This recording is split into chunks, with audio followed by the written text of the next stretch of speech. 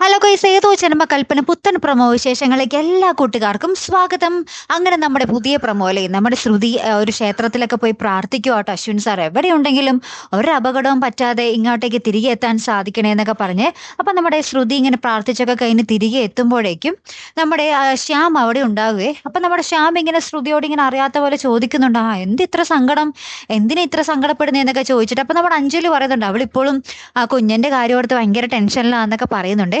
പിന്നീട് നമ്മുടെ ശ്രുതി പതുക്കെ പതുക്കെ നമ്മുടെ ശ്യാമിന്റെ പിന്നാലെ ഇങ്ങനെ പോകുന്നൊക്കെ ഉണ്ട് കേട്ടോ. ശേഷം നമ്മുടെ ശ്യാമിന്റെ മുറിയിൽ അയച്ചിട്ടിരിക്കുന്ന ഷൂ എടുത്തിട്ട് നോക്കുമ്പോൾ അതിലൊരു രക്തക്കറ കിടക്കുന്നു. അപ്പൊ തന്നെ നമ്മുടെ ശ്രുതിക്ക് മനസ്സിലായി ഇത് അശ്വിൻ്റെതാണെന്ന്, കുഞ്ഞിൻ്റെതാണെന്ന് മനസ്സിലായി, അശ്വിൻ സാറിൻ്റെതാണെന്ന് മനസ്സിലായി.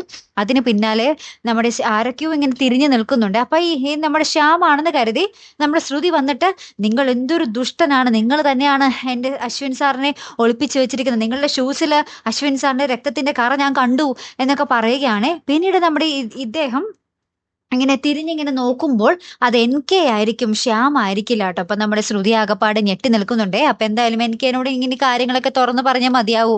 NKയും കൂടി അറിയാൻ പോവുകയാണ് നമ്മുടെ ശ്യാമിന്റെ ആ ഒരു കള്ളത്തരം അല്ലെ.